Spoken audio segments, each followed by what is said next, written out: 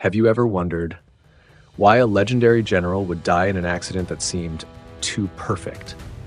Why some of the highest-ranking figures in the Nazi regime vanished without leaving a single trace? And what was really buried in tunnels, beneath oceans, and inside classified files that have never been opened? In this video, we won't just retell history. We'll step into its darkest corners, where the truth doesn't lie in what has been revealed, but in what has been hidden. And the deeper you go, the more you'll realize something even more terrifying than war itself. There are secrets that were never meant to be uncovered. If you're drawn to deeply layered historical stories and perspectives that not everyone dares to talk about, hit subscribe to the History War channel right now so you don't miss what's coming next. Because sometimes the most important parts of history are the ones that were never told. World War II officially came to an end on September 2nd, 1945. On paper, it was the moment when surrender documents were signed, when the thunder of gunfire faded into silence, and when empires that once made the world tremble began to collapse into the ashes of history. It was the day humanity, at least in its own imagination, could finally exhale after years of living in smoke, hunger, despair, and death. People believed that from that point forward, the world would enter a new chapter. A chapter of peace. A chapter of rebuilding. A chapter where the truth, sooner or later, would come to light. But history has never ended as neatly as it is written in textbooks. Because there are wars that end on maps, but their records never truly close. There are battles that stop on a precise day, month, and year, but the secrets they create continue to live on for decades, even generations. And the further we move away from 1945, the more chilling a realization becomes. Sometimes war only begins to enter its most dangerous phase after the guns fall silent. In the final days of a massive war, when everything collapses at once, the truth doesn't become clearer. On the contrary, it is often crushed in the chaos. Files are burned, witnesses disappear, trains depart and never return. Crates of gold are sealed and then lost without a trace. Those who should have stood trial fade into the shadows. Deaths are recorded as accidents, yet leave behind a sense of unease that lingers for decades. Reports are classified, archives are only partially opened, or opened at a time when those who knew the most are no longer alive to say another word. That's why, the deeper we dig into World War II, the more we realize it's not just a story of tanks, warships, bombers, and battles that reshaped the fate of the world. It's also a story of gaps. Gaps in records, gaps in memory, gaps between official explanations and the lingering feeling that something remains unsaid. And sometimes those very gaps are the most haunting part of history. There were people who vanished at critical moments, carrying entire vaults of secrets in their minds, secrets no one would ever be able to verify. Intelligence networks shifted allegiances faster than borders changed on the battlefield. Vast fortunes looted during the war were never fully recovered. Strange phenomena appeared in the skies, seen by both sides, understood by neither, and there were those hailed as heroes who should have stepped into the light of the post-war world, only to disappear into prisons, flights, convoys, or into files sealed so tightly that even when declassified, the final answers never emerged. And that is what keeps World War II alive in humanity's memory in such a different way. Not just because of its immense scale of destruction, not just because of the unbearable suffering of tens of millions of people, but because it is one of the most documented wars in modern history. Yet within that vast ocean of records, there remain dark zones that seem almost impenetrable. The more documents there are, the more ways there seem to be to hide what matters most. All it takes is the absence of a few key reports, a few testimonies, a few crucial files, and entire generations are left to live with doubt. Did Heinrich Müller, the cold and dangerous head of the Gestapo, truly die in the ruins of Berlin, or was he taken away by another apparatus to live on under a different name? Were the treasures looted by Nazi Germany and the Japanese military across Europe and Asia really buried somewhere in mountains beneath deep lakes or inside hidden tunnels? Or were they secretly repurposed to fuel new conflicts in the post-war era? Were the glowing orange-red spheres that followed bombers across European skies merely strange atmospheric phenomena, or signs of something science at the time couldn't yet name? And then there are deaths recorded in cold, brief lines in official files. But the closer you look, the more they seem to have happened at just the right moment, under circumstances far too unusual, far too convenient for certain powers. That's why, when we step into the mysteries of World War II, we're not just stepping into history. We're stepping into a labyrinth, a place where the truth never fully disappears but never fully reveals itself either. Where every door open leads to another corridor, darker, deeper, and more unsettling. Where we don't just ask what happened, but also who rewrote it, who erased parts of it, and who benefited most from keeping pieces of the truth buried in the shadows forever. And perhaps that is the most frightening part of all. Because war, in the end, doesn't just kill people on the battlefield. It distorts the memory of an entire era. It leaves behind a post-war world built not only on treaties and new orders, but also on silence, on classified files, on gaps that can never be filled. So yes, it is true to say the war ended in 1945, but it is not the whole truth. Because in another sense, that war had only just moved from land, sky, and sea into places far harder to see. Sealed documents, enduring rumors, restless deaths, and secrets that the more time passes, the less certain we are we'll ever fully uncover. And among those unresolved files, perhaps no case is as famous, as controversial, and as haunting as the death of American General George S. Patton, a battlefield hero, an untamable personality, a voice that became increasingly inconvenient as the post-war world began to take shape. He did not vanish into the night like the ghosts of the Third Reich. He did not disappear into a submarine or a lost treasure. But the way he left this world, sudden, unusual, and filled with unexplained silences, has ensured that his case, even to this day, has never truly been closed. In late 1945, while much of America was focused on the victorious troops returning home from Europe, George S. Patton stood in a very different place. He was not just a famous general, he was the symbol of a blunt, fierce, and relentless kind of strength, so intense that even his allies sometimes found him difficult. In the eyes of the public, Patton embodied an uncompromising, offensive spirit, the man who helped American forces break through what once seemed like unbreakable Nazi defenses. But to parts of the political establishment shaping the post-war order, he was increasingly becoming an inconvenient voice, end of man who knew when to stay silent. He spoke his mind, and during the war that had often made him effective. But once the war ended, that very trait began turning him into a risk. He did not hide his contempt for how the West was handling the Soviet Union. In his view, Germany had been defeated, but another confrontation was already emerging from the ruins of Europe. He believed the West had made a mistake by allowing the Red Army to advance too far. He was convinced that one day the very lands just liberated would become the foundation for a new kind of conflict. Quieter, colder, yet just as dangerous. What made this more serious was that Patton didn't keep these thoughts to himself. His views surfaced through letters, diaries, conversations, and public remarks that made Washington uneasy. At a time when many still wanted to preserve the image of wartime alliance with the Soviets, Patton was saying what others preferred not to hear. And more dangerously, he was no unknown officer. He was one of America's most celebrated war heroes. If someone like Patton spoke openly upon returning home, his voice wouldn't stay confined to the military. It could reach the public, the press, Congress, and influence the entire debate about America's post-war direction. Perhaps for that reason, in October 1945, entity people dubbed Dwight D. Eisenhower and of the Third Army, and reassigned him to lead the 15th Army, a unit with virtually no combat role, focused mainly on documenting and writing the history of the European campaign. Officially, it was a routine reassignment. But everyone understood that for a man born to lead from the front like Patton, it was almost a ceremonial confinement. From commanding spearheads of attack, he was reduced to reading reports. From a symbol of action, he was pushed into silence. But Patton showed no sign of accepting silence for long. He planned to return to the United States. He talked about leaving the military. And what worried many most was his intention to speak publicly about his views. At a time when the Cold War had not yet even been formally named, the mere possibility that a figure like Patton might step out and criticize post-war policy made him unpredictable and difficult to control. Then came December 9, 1945. That day, near Mannheim, Patton was sitting in the back seat of a military Cadillac.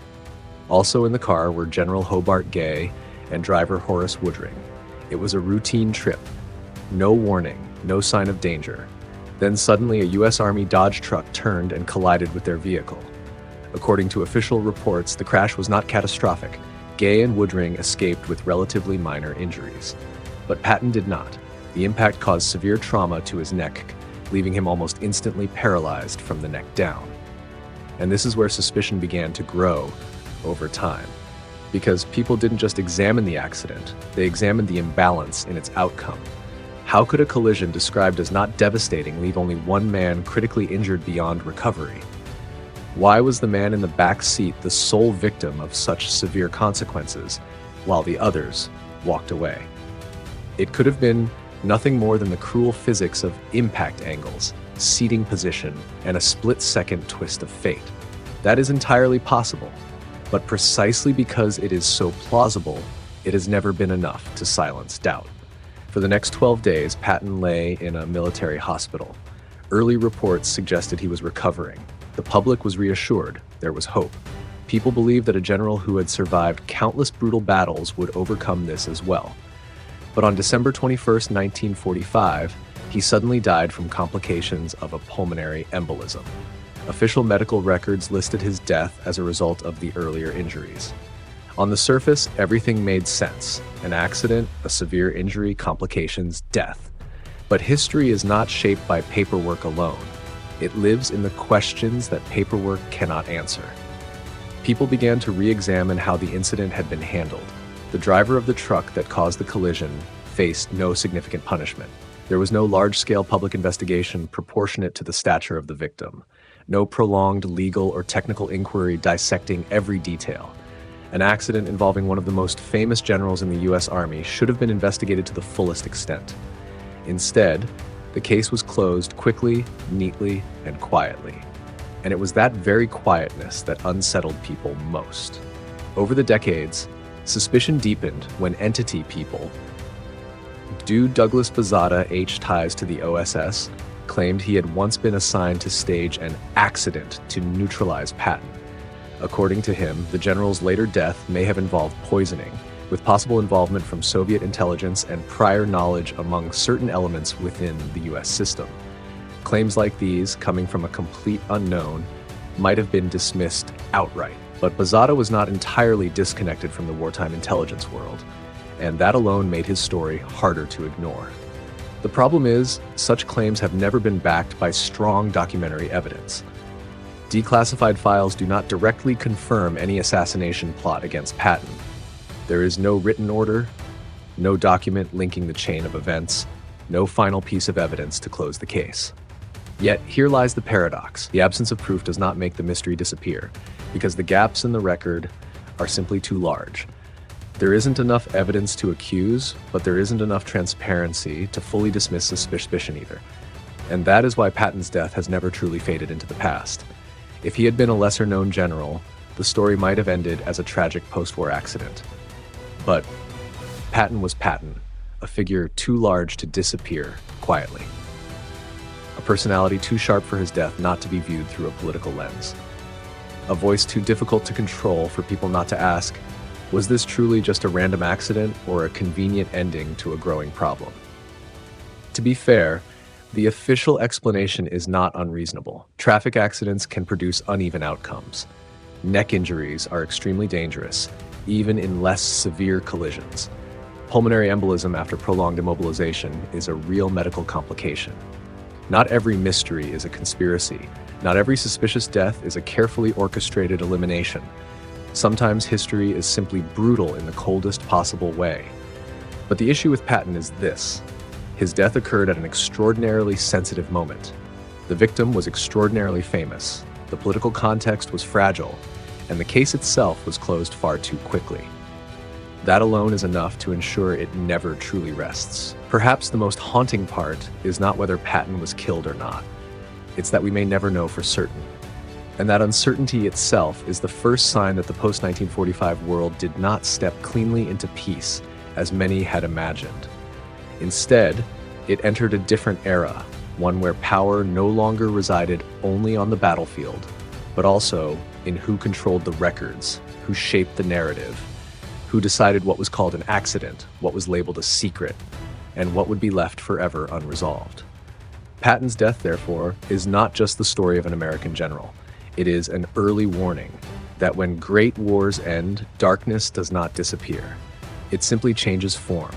It moves from the roar of artillery into sealed documents, from exploding shells into cases never fully investigated, from trenches into archives, intelligence agencies, and small gaps, tiny voids that are still enough to shake an entire version of history.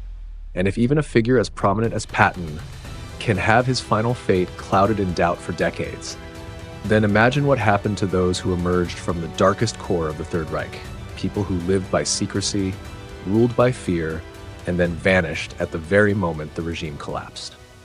Because after Patton, the story is no longer just about a suspicious death. It opens into a far colder darkness.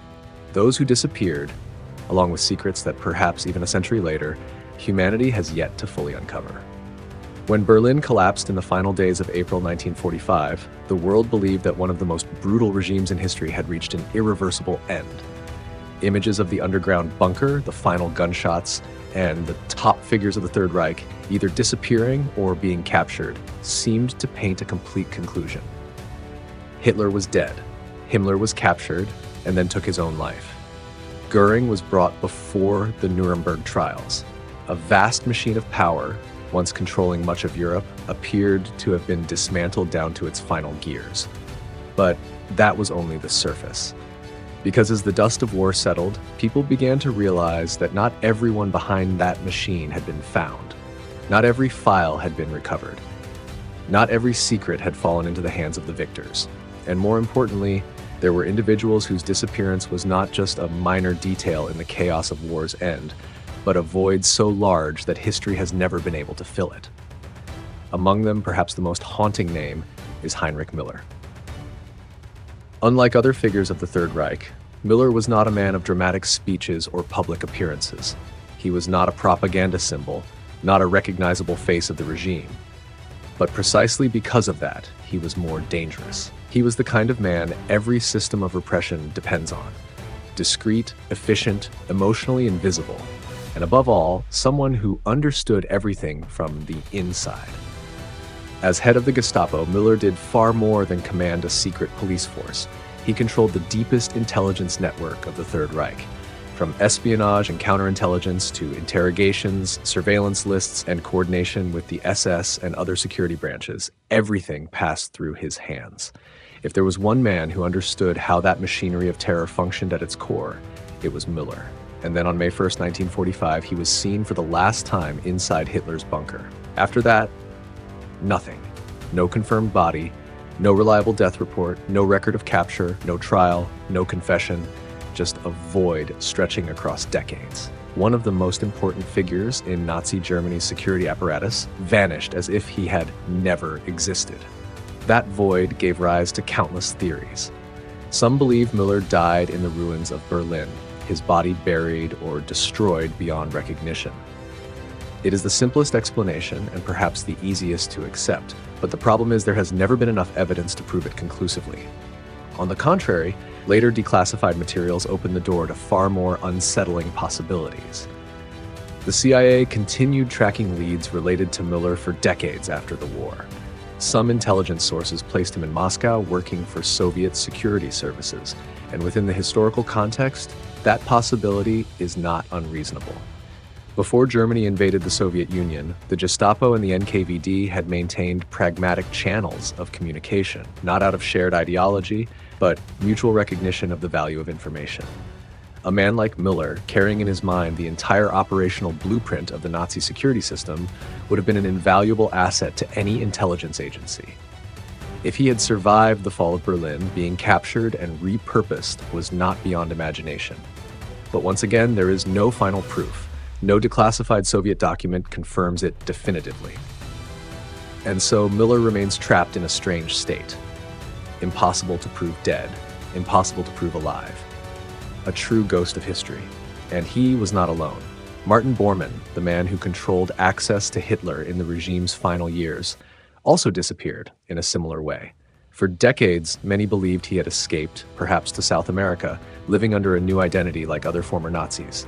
Rumors, alleged witnesses, and indirect records kept that story alive across generations. It wasn't until 1998, when DNA testing was conducted on remains found near Berlin, that the world finally received a clear answer. Bormann had died in 1945. But what matters is not just the result, it's the fact that it took over half a century to confirm the fate of one of the most powerful men in the Third Reich. And if someone like Bormann could disappear for that long, how many others slipped into darkness without ever returning? Then there is Hermann Göring, Karen. He did not vanish like Müller, but his death opened a different kind of mystery. As one of the most heavily guarded prisoners at Nuremberg, Göring still managed to swallow a cyanide capsule just hours before his execution.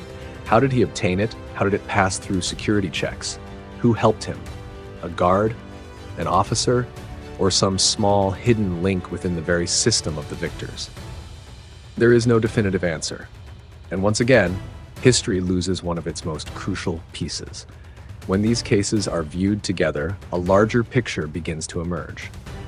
The Sukut of the Third Reich was not a moment when all secrets were exposed. On the contrary, it was the moment when many of them were erased, buried, or carried away by those who disappeared. In the final days of the war, many SS and Gestapo archives were deliberately burned. This was not random destruction, it was calculated. Files on spy networks, foreign assets, research programs, collaborator lists, all may have vanished in those flames. And when the records disappear, people become harder to trace. No documents, no trails, no evidence. What vanished, therefore, was not just individuals. What vanished was the operational memory of an entire regime, a system that once controlled millions, operated networks across Europe, and left its mark in countless files and lists, suddenly became a structure with missing pieces. We know it existed, we know it functioned, but there is no longer enough data to fully reconstruct it. And that is why these mysteries never die, because when a mystery can be explained, it eventually fades. But when it exists in a state of missing data, missing evidence, missing its final piece, it endures. It cannot be fully dismissed, but it cannot be confirmed either. It lingers, suspended between history and speculation. And from those missing figures, the story begins to expand in another direction. Because men like Müller or Bormann did not just carry secrets in their minds, they were also links to something far more tangible. Assets, treasures, transport networks, crates of gold, works of art. Hidden reserves moved in the final days of the war. If people could disappear, did the things they controlled disappear as well? Or were they simply moved, hidden, repurposed in a new world that was just beginning to take shape? Because after the ghosts of the Third Reich, history is left with more than just names. It is left with questions, far larger ones. Questions that lead us to one of the most fascinating mysteries of the post-war world. The treasures of a fallen empire. Where did they go? And who truly ended up holding them when everything was over? Every war leaves behind ruins, but not every war leaves behind treasures swallowed into darkness like World War II did. Because at the scale of this conflict, looting was no longer a side effect. It became a system that was organized, planned, protected, with transport routes and even strategies to erase all traces as the end drew near. During the war years, from Europe to Asia, wealth wasn't just taken, it was systematically collected. Gold from central banks, jewelry from families, artworks from museums, antiquities from palaces, currency, gemstones, religious artifacts, even the smallest valuables were fed into the machine. Everything was categorized, recorded, packed, and transported, not for immediate use, but as a form of stored power. A reserve of wealth that could be used to bargain, to bribe, to fund plans that extended far beyond the war itself began to turn. As Berlin was no longer safe, as sea routes became dangerous, as the skies fell under enemy control, those assets began to move, not in one clear direction, but in hundreds of different ones. Every train, every convoy, every aircraft, every submarine carried fragments of that immense wealth into places that later on, no one could fully reconstruct on any map. For Nazi Germany, the scale of systematic looting was staggering. This wasn't ordinary plunder. It was an economic operation running parallel to the military war. Jewish families were stripped of their assets through legal mechanisms. Occupied nations had their central banks drained. Museums were dismantled. Priceless art collections were transported back to Germany as cultural spoils. But as the war entered its final months, a question began to surface. Where did it all go? Some of it was found. The Merkers salt mine stands as one of the most famous examples. When U.S. forces entered, they discovered thousands of gold bars, tons of cash, and vast quantities of assets taken from occupied territories. It was a shocking discovery, but it also raised a larger question. If such a massive cache could remain hidden until the very end, how many others were never found? Because before Berlin fell, Nazi authorities had already begun dispersing their assets. Nothing was kept in one place. Everything was divided, relocated to mountains, tunnels, deep lakes, and remote areas. And when the Central Command collapsed, no one held the complete map anymore. Each group knew only a fragment. Each officer held a piece, and when they died, were captured, or disappeared, the map shattered with them. That is why places like Entity Place top Toplitz Lake tore mystery. There, investigators discovered counterfeit British currency from Operation Bernhard, a massive Nazi counterfeiting scheme. But what made the lake legendary wasn't what was found. It was what people believed still lay beneath its depths. Gold? Classified documents? Sealed crates? No one knows, and no one can prove they don't exist. In another direction, the story of the Entity Place Amber Room Tone. Not just wealth, but a cultural masterpiece. A chamber crafted from tons of amber, gold leaf, and intricate carvings, once considered one of the wonders of the world. When German forces seized it, they dismantled and transported it away. And then, in the final days of the war, it vanished. It may have been destroyed in bombing, it may have been moved again, it may have been broken apart, it may lie hidden in an undiscovered bunker. Every theory has its logic, but none has enough proof to end the story. And so, the Amber Room became a symbol of a different kind of loss, one that cannot be measured, cannot be replaced, and may never be recovered. If Nazi Germany left behind mysteries scattered across Europe, then in Asia, the story took on a different form, often associated with the name Entity People. Tomoyuki Yamashita and A's forces are believed to have amassed enormous wealth from occupied territories across Southeast Asia. As sea routes became increasingly dangerous, part of this treasure was supposedly buried, particularly in the Philippines. Tunnels, caves, volcanoes became ideal hiding places. After the war, these stories did not fade, they spread. Some claim parts of the treasure were recovered, others say intelligence agencies took control of it. Some believe it became a secret financial resource for post-war operations. And although most of these claims lack definitive proof, they continue to exist because there is not enough evidence to fully dismiss them either. What makes these lost treasures so haunting is not just their material value, it is what they represent. Gold in wartime is not just gold, it is power. It is leverage. It is the ability to build new networks when old ones collapse. It is a tool that allows some people to disappear, yet continue to exist in another form. It is a way for history not just to end, but to be quietly reshaped. That's why every lost treasure is not just an adventure story. It is a moral question. If those assets belong to victims, where did they go? If they were recovered by other powers but never disclosed, is that any different from a second act of dispossession?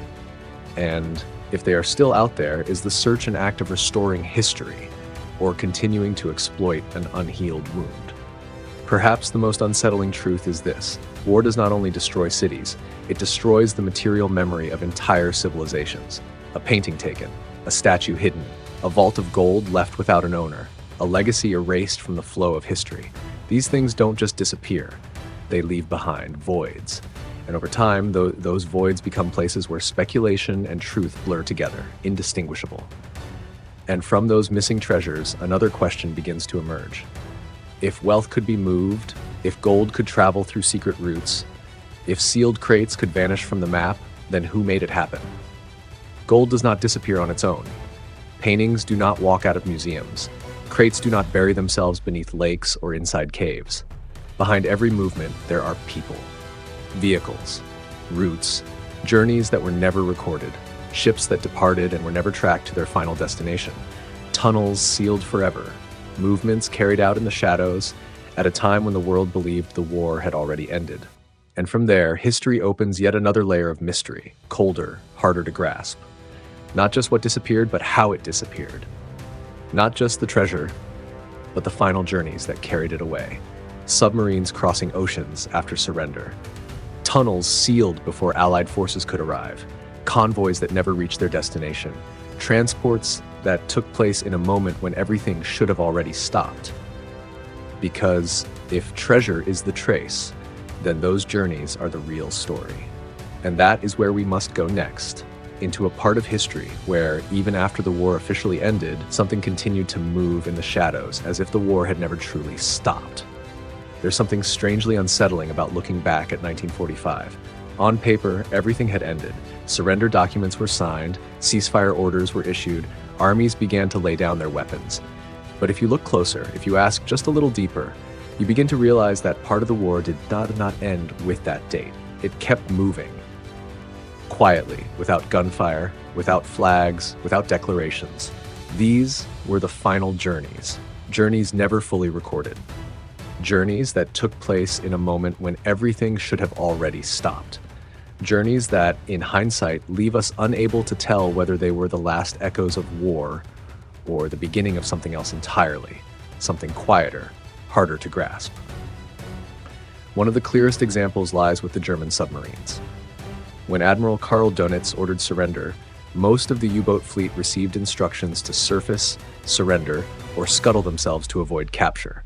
Hundreds did exactly that, but not all of them. Some submarines continued their journeys, not for hours, not for days, but for weeks, even months after the war in Europe had officially ended. U-530 appeared in Argentina in July 1945. U-977 arrived in August after an astonishingly long submerged voyage. 2 submarines crossing the Atlantic in a world where the Allies supposedly controlled nearly every ocean. And the question immediately arose, what were they carrying? The official version says nothing unusual, no special passengers, no gold, no secret documents, just crews fleeing, unwilling to surrender immediately. But the problem is, journeys like that inevitably invite suspicion, because if 2 submarines could travel like that without interception, how many others made similar journeys and were never discovered? If they could carry people, could they also have carried assets? Documents, the final remnants of a collapsing regime trying to preserve something at all costs? There is no solid evidence for the most dramatic theories. But there is also no way to completely rule out the possibility that in those chaotic weeks, there were transport routes that history never recorded. From the oceans, the story stretches outward to even more remote places. In the Arctic, Nazi Germany established secret weather stations. On the surface, they served naval and air forecasting. But what draws attention is not their purpose, it's how long some of them continued operating. Some units did not surrender until months after Berlin had already fallen. Imagine that. While the world had moved on, there were still pockets of German personnel surviving in remote, frozen landscapes, cut off from the main flow of history. They maintained equipment, maintained communication, continued functioning, as if the war had not ended. Which raises an uncomfortable question. Were these stations truly just meteorological outposts, or did they serve another purpose? Relay points? Transit nodes? Support for movements no one was meant to see? There is no definitive answer. And it is precisely that absence of answers that keeps the question alive. Elsewhere, deep beneath Europe, another kind of journey unfolded. Not across oceans, but underground. The tunnels. In the final months of the war, Nazi Germany accelerated the construction and expansion of underground systems. Not only to produce weapons beyond the reach of bombing, but to store, to transport, to protect things they did not want falling into enemy hands. Projects like Riesa Complex still exist today as vast, partially unexplained labyrinths, kilometers of tunnels, massive chambers, sections sealed off with explosives. And with them came stories of trains carrying gold, art, documents, entering those tunnels and never emerging. There is no final proof, no treasure discovered at the scale of the legends. But there is also no way to prove it was all imagination, because the very existence of such massive constructions suggests that something important was meant to be hidden there. In North Africa, the story takes yet another form. Not submarines, not reinforced tunnels, but convoys in the desert. During the war, the desert could swallow anything. A convoy drifting off course, a sandstorm, a chaotic retreat, and with just a few broken links, an entire column could vanish without a trace. Stories persist of special cargo convoys belonging to the Africa Corps, sealed metal crates, supply lines that disappeared before major engagements, all forming a layer of mystery that remains impossible to verify. Perhaps most of it is legend, but perhaps somewhere beneath those erased desert routes, there were shipments no one ever intended to record. When you place all these fragments together, one thing becomes clear. 1945 was not the moment everything stopped. It was the moment a massive machine shattered. And in that instant, its fragments did not fall in one place. They scattered in every direction, each piece carrying part of a story, part of a secret, part of history. Some pieces were found, some were lost, and some are still out there, untouched. That is why these post-war journeys are not just leftover traces of conflict. They are proof that when an empire collapses, it does not disappear instantly. Part of it keeps moving. In the dark, in silence, in spaces no one fully controls. And as people try to trace those journeys, to reconstruct the map of what disappeared, they begin to encounter a different kind of mystery.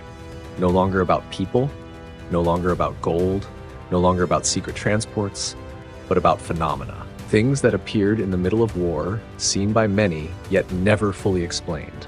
Glowing spheres flying alongside aircraft, flights that vanished without a trace, vehicles that returned but without anyone inside. And that is where the story turns again, into a direction where war did not just take lives and wealth, but pushed human understanding to its very limits, where even what was seen with one's own eyes could no longer be easily explained. War is often remembered through things that feel concrete, the sound of gunfire, columns of smoke, battle maps, casualty figures. But there is another side, less talked about, harder to grasp, and far more haunting. These are the moments when even the people inside the war couldn't understand what they had just seen. In the final years of World War II, especially from 1944 onward, as military technology reached unprecedented levels, strange reports began to emerge in the skies over Europe. Not from a single pilot, not from a single unit, but from multiple squadrons across different nations and fronts. They spoke of glowing spheres, orange-red, sometimes white, flying alongside their aircraft for minutes, sometimes much longer. They didn't attack, they didn't explode. They emitted no clear radio signals. They simply appeared, paced the aircraft as if observing, then vanished. Allied pilots gave them a name that sounded half joking, half defeated: Foo Fighters. What made the phenomenon truly unsettling wasn't just its strangeness, it was that it appeared on both sides. German pilots reported the same thing, and ironically, each side assumed it was a secret weapon developed by the other. If only one side had seen them, the explanation might have been simple: experimental technology. But when both sides saw the same thing, and neither could identify it, the story began to slip beyond the familiar logic of war. There were theories. Atmospheric Ilkarabat phenomena like St. Elmo's fire, light reflections under unusual conditions, stress-induced hallucinations. All of them could explain fragments of the reports, but none could fully account for the controlled movement.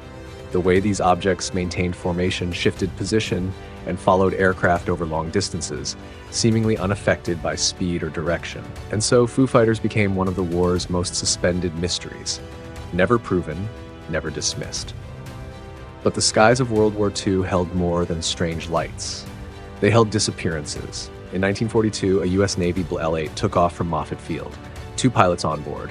Routine mission, normal conditions, no sign of danger. Hours later, the blimp drifted inland near San Francisco. The gondola door was open. The 2 pilots were gone. No signs of struggle, no bodies, no distress signal. Everything remained intact. The radio still worked. Even a cup of coffee sat there, untouched, not spilled. It was a scene that defied logic, as if 2 human beings had simply vanished from an enclosed space, without leaving behind even a trace of panic. There were theories. One fell overboard, the other jumped to rescue him. But if so, why no emergency signal? Why no system response? Why was everything else undisturbed? No answer ever came. The case was closed. Cause? Unknown. Then, in late 1945, another incident occurred, larger, and in many ways, even more haunting. Flight 19, 5 Avenger aircraft took off on a routine navigation training mission, but during the flight, the squadron leader began to lose his bearings. Radio communications grew confused. They believed they were flying over the Florida Keys, when in reality, they may have been drifting out over the Atlantic. The weather worsened, fuel ran low, and then they were gone. No clear final signal, no wreckage recovered, no aircraft found. 5 planes vanished as if swallowed by the ocean. But the story didn't end there. A rescue aircraft, a PBM Mariner, was sent out. 13 minutes after takeoff, it disappeared too. A nearby merchant ship reported seeing an explosion in the sky. That aligns with known risks. The PBM could explode due to fuel vapor buildup, but the coincidence, an entire squadron vanishing, followed almost immediately by a rescue plane disappearing, has pushed the story beyond a single accident. And from that moment, a legend began to take shape. Bermuda Triangle. From a rational perspective, everything may have explanations. Navigational errors, weather, fuel exhaustion, mechanical failure, all plausible. But what keeps these stories alive is the lingering sense that something doesn't fully align. A detail left unexplained. A piece that doesn't quite fit. A moment where something should have left a trace, but didn't.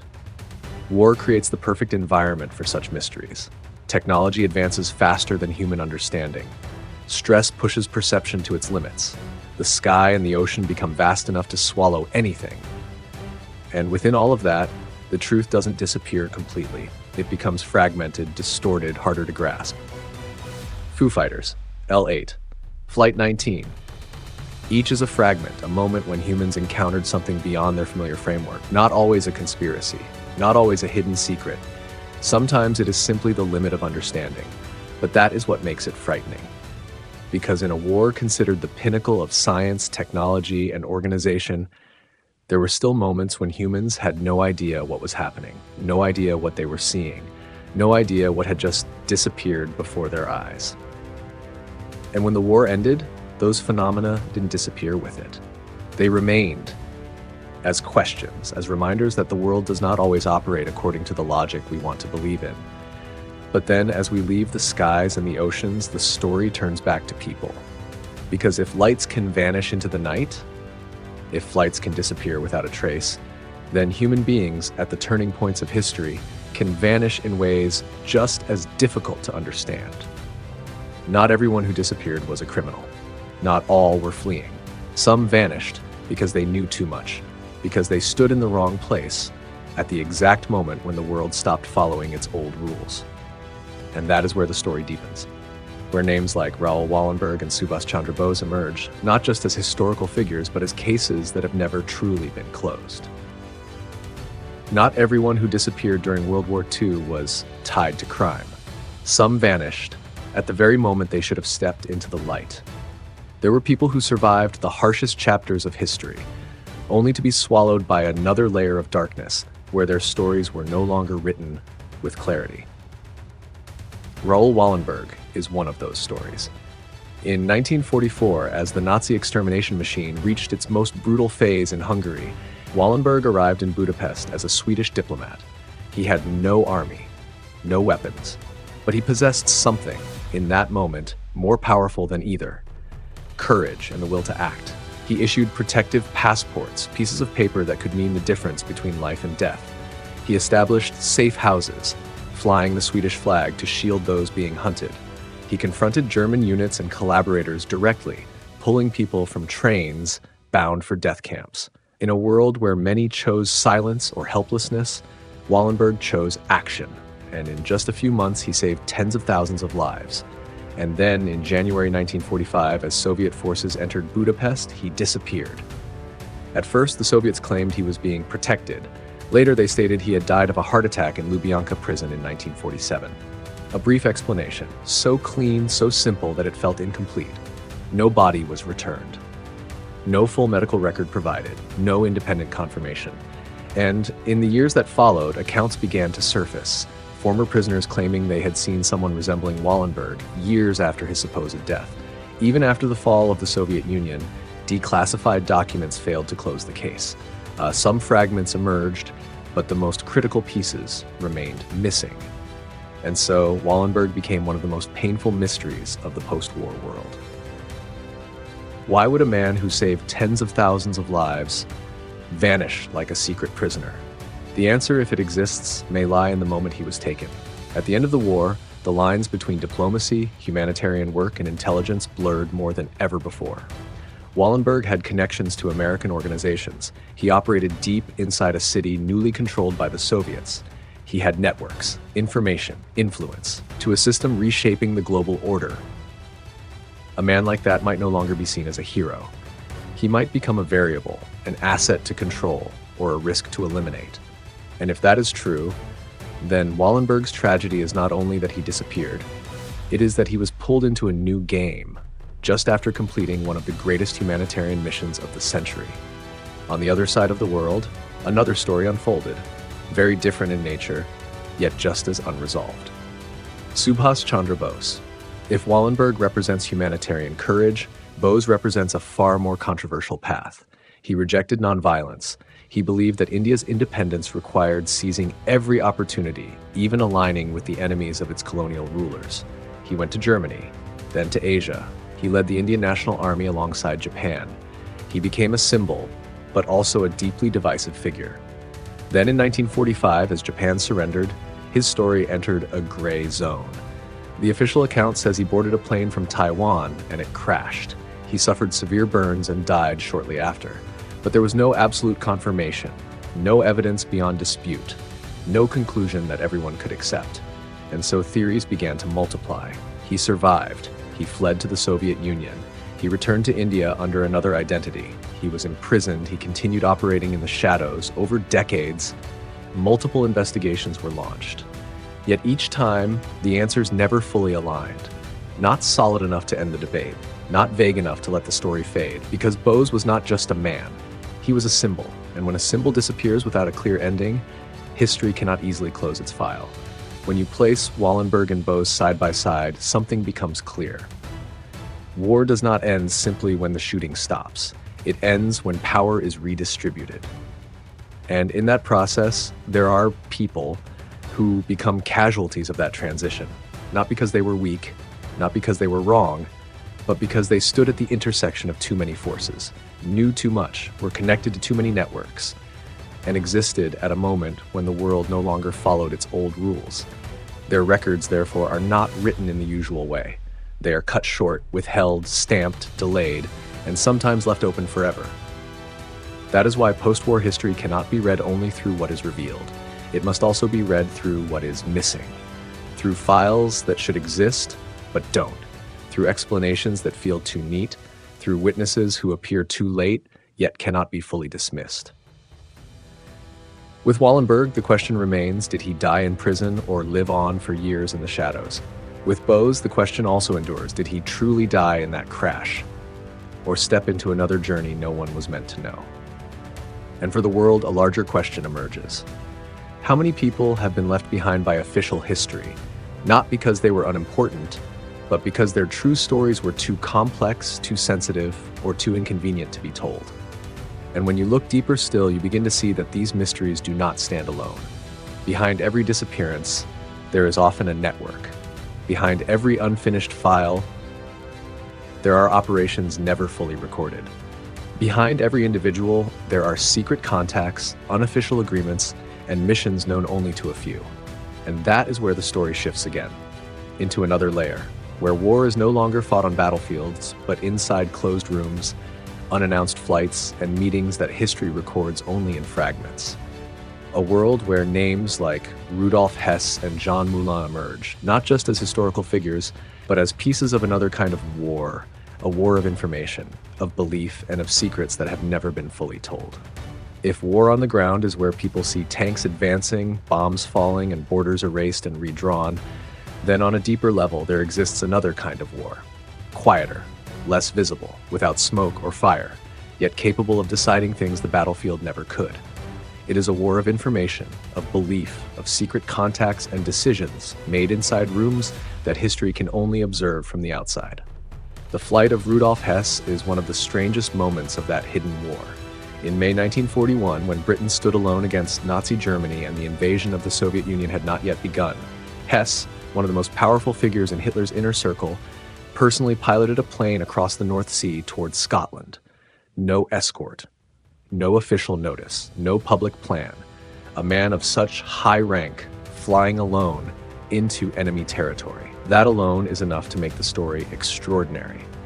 For years, the official version held that Hess acted alone, that he was driven by the belief he could negotiate a separate peace with Britain, that he imagined factions within the British aristocracy were willing to talk, and that the flight was the desperate act of a man lost in his own illusion.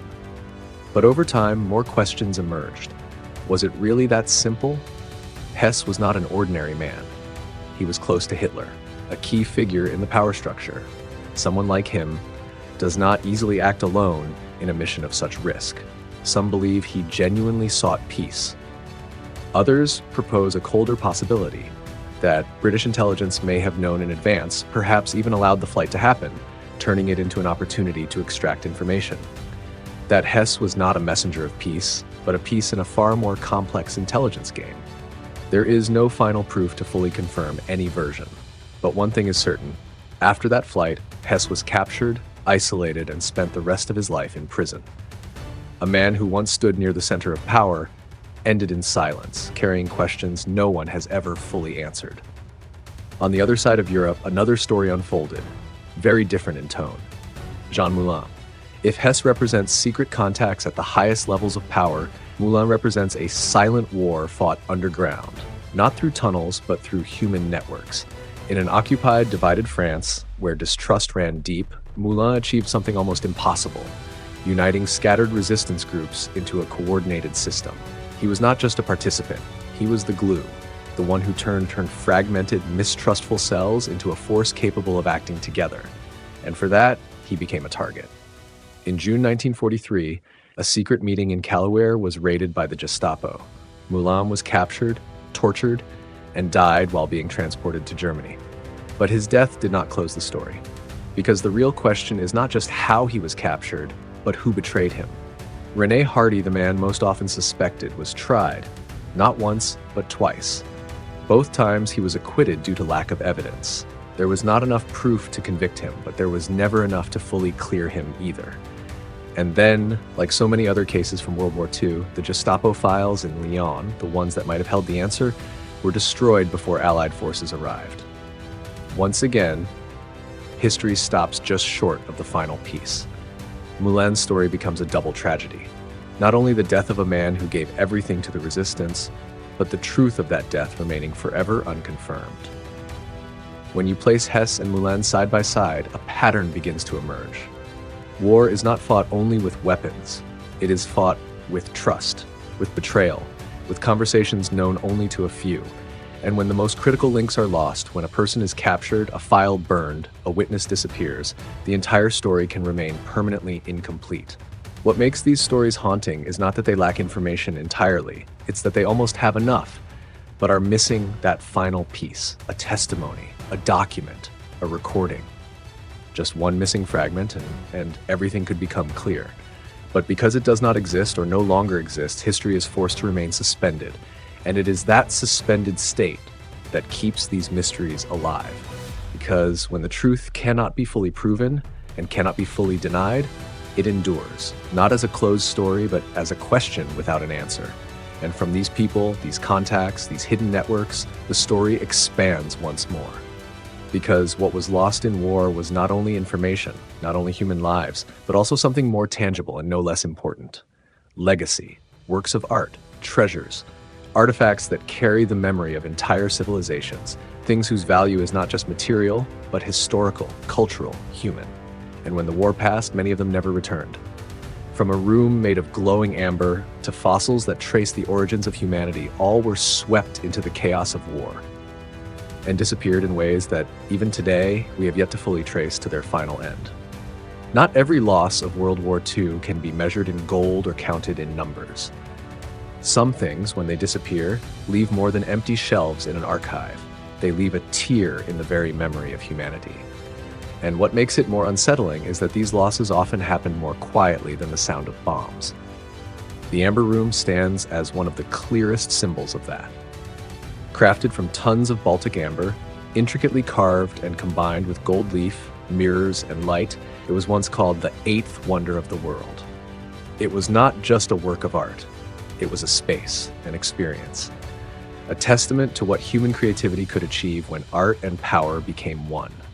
For more than 2 centuries, the Amber Room existed as part of Europe's cultural heritage. But when war arrived, it ceased to be a symbol and became a target. In 1941, when German forces invaded the Soviet Union, the room was dismantled, not destroyed, but carefully taken apart. Every amber panel, every detail was packed and transported to Königsberg. That alone reveals something important. This was not an act of destruction, but a calculated act of seizure. For a time, it was displayed there. But as the war turned, when bombs began to fall, when the Red Army approached, it vanished. No final record, no clear transport log, no confirmed image of its fate. Some believe it was destroyed in bombing. Others think it was dismantled again and moved elsewhere. Some believe it lies hidden in an undiscovered bunker. Others say it sank to the bottom of the sea aboard one of the last evacuation ships. Every theory makes sense, but none is strong enough to close the story. And so the Amber Room did not just disappear, it became a symbol of a particular kind of loss. A loss without an ending. A loss where the more you search, the more you begin to realize it may never be fully recovered. But if the Amber Room represents stolen art, then the story of Peking Man represents something even deeper: lost knowledge. At Zhoukoudian near Beijing, scientists uncovered some of the most important Homo erectus fossils ever found. These were not just bones. They were keys to understanding human origins, physical evidence helping humanity piece together its own evolutionary story. But as war spread, as Japan advanced deeper into China, and the threat of loss became real, a decision was made. The fossils would be sent to the United States for safekeeping. The crates were prepared, sealed, handed over to US Marines, and then they disappeared. Not in a bombing, not destroyed before witnesses, they vanished in transit. A chain of events where every step seemed logical, yet the final outcome remains inexplicable. The ship meant to carry them was disrupted by war. The American personnel were captured. The crates never reached their destination. No final confirmation, no exact location, no convincing explanation. Only one small consolation. Before they were lost, scientists had created plaster casts. Because of that, knowledge was not completely erased.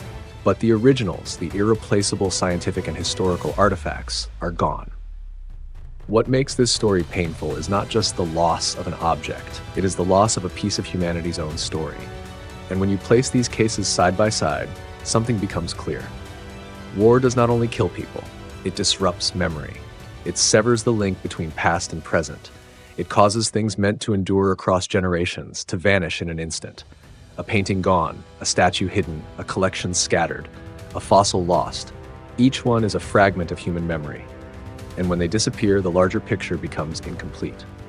What is important to understand is this: not all of these losses were the result of random destruction. Many were the result of deliberate decisions, calculated actions, organized campaigns of seizure. And then when the war ended, a larger question emerged. Where did it all really go? Not everything was destroyed. Not everything lies underground. Some was recovered, some returned. But some disappeared into places with no public record. And this is where the story becomes more uncomfortable. Because if the defeated had reasons to hide things, the victors may have had reasons as well. If a treasure was found, but never disclosed, who would know? If an artifact was recovered, but never returned, who would speak? If a critical document fell into the hands of intelligence agencies, but was withheld for strategic reasons, would it ever become history? And this is where we confront a difficult truth. The secrets of World War II do not belong only to those who fell, they also belong to those who won. They exist in archives not fully opened, in documents heavily redacted, in reports only partially released, in files where at the most crucial point a single page is missing. And as we move into the final part of this story, we will no longer look at what has disappeared, but at what still exists and has never been fully told. There is a belief that feels natural when looking back at World War II, that the deepest secrets lie with the defeated, that when a regime collapses, its records are exposed, its crimes brought to light, and the truth ultimately belongs to the victors. It's how we want history to work: clear, just, with a defined ending. But when you look closer, when you follow what happened after 1945, that belief begins to crack. Because truth is not buried only by those trying to hide their crimes. It can also be withheld by those building the new order. When the war ended, the world did not enter an age of total transparency.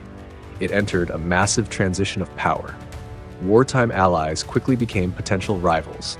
New fault lines began to form. And in that environment, information became the most valuable asset of all. Office of Strategic Services, the precursor to Central Intelligence Agency, did not collect documents merely to record history.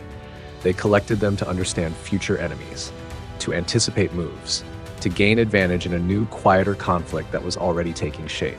And when information becomes a weapon, not all of it is revealed. Imagine a cache of documents detailing Nazi espionage networks. If fully released, the world might better understand how that system worked. But so would adversaries. Methods, techniques, vulnerabilities, everything would be exposed. And in a world sliding into the Cold War, no intelligence service would willingly give that away. So part is released, part is withheld. Not to rewrite the past, but to control the future. And here a boundary begins to blur, the line between protecting strategic interests and withholding truth. If intelligence agencies uncovered hidden Nazi assets, would everything be disclosed? If some of that wealth was quietly redirected into covert operations in the early Cold War, would it ever be officially acknowledged?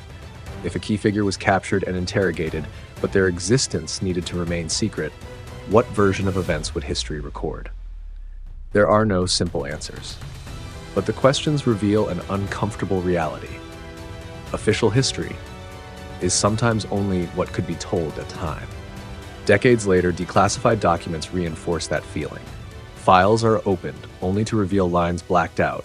Reports appear with crucial sections removed. Stories are told, but missing their most important details.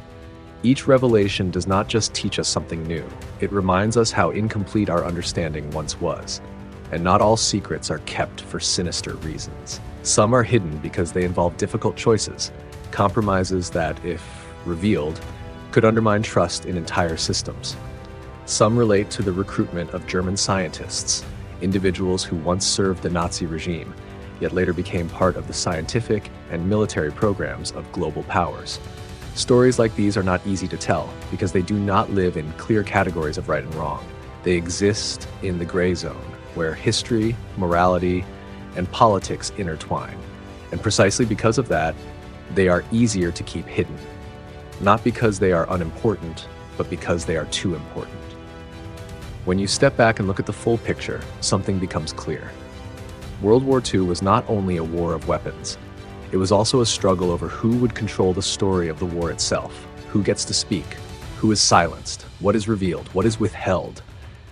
Those questions did not end in 1945. They have continued for decades. Each time an archive is opened, we move one step closer to the truth.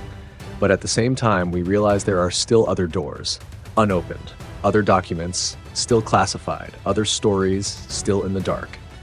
And perhaps that is the most complex legacy of this war. Not just what happened, but how we come to know what happened.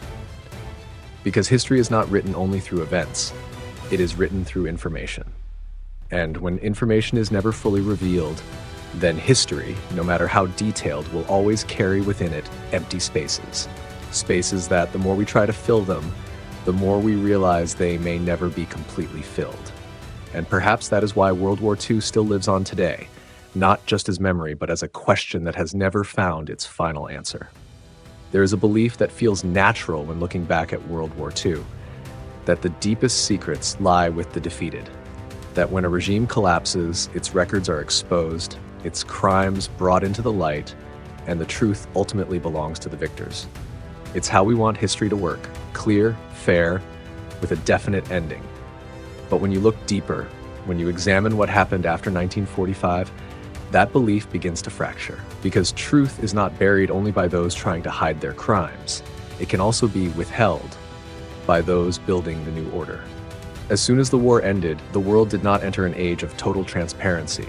Instead, it entered an unprecedented transfer of power. Former allies quickly became potential rivals. New fault lines began to emerge. And in that environment, information became the most valuable asset of all. Office of Strategic Services, the predecessor of the Central Intelligence Agency, did not gather documents merely to record history.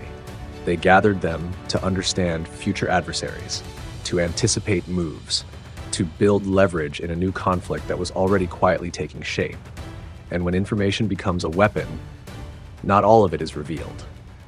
Imagine a cache of documents detailing Nazi espionage networks. If everything were made public, the world could better understand how that system worked. But so could future enemies. Methods, techniques, vulnerabilities, all exposed. And in a world on the brink of the Cold War, that is not something any intelligence agency would allow. So some of it is released, some of it is kept hidden, not to distort the past, but to control the future. And here a line begins to blur, the line between protecting strategic interests and withholding truth. If the OSS, or later the CIA, gained access to hidden Nazi assets, would they disclose everything? If part of that wealth was quietly used for covert operations in the early Cold War, would it ever be officially recorded? If an important figure was captured and interrogated, but their existence needed to remain secret, what version of events would history preserve? These questions do not have simple answers, but they point to an uncomfortable reality. Official history is sometimes only what could be told at the time. Decades later, declassified documents reinforce that feeling.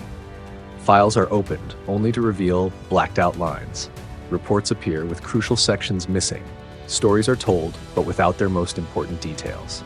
Each revelation does not just add knowledge, it reveals how incomplete our understanding once was. And not all secrets are kept for negative reasons. Some are hidden because they involve difficult decisions, compromises that, if revealed, could shake trust in entire systems. Some involve the recruitment of German scientists, men who once served the Nazi regime but later became part of major scientific and military programs of powerful nations. These are not easy stories to tell, because they do not fall cleanly into right or wrong. They exist in the gray zone, where history, morality, and politics intertwine. And because of that, they are easier to keep hidden. Not because they are unimportant, but because they are too important. When you step back and look at the full picture, something becomes clear. World War II was not only a war of weapons, it was also a struggle over who would control the story of the war itself. Who gets to speak? Who is silenced? What is revealed? What is withheld? Those questions did not end in 1945. They have stretched across decades. Each time an archive is opened, we move one step closer to the truth. But at the same time, we realize there are still other doors unopened, other documents still classified, other stories still hidden in the shadows. And perhaps that is the most complex legacy of this war. Not just what happened, but how we come to know what happened. Because history is not written only through events. It is written through information. And when information is never fully revealed, then history, no matter how detailed, will always carry within it gaps. Gaps that the more we try to fill them, the more we begin to realize they may never be completely filled. And perhaps that is why World War II continues to live on today, not just as memory, but as a question that has never truly found its final answer.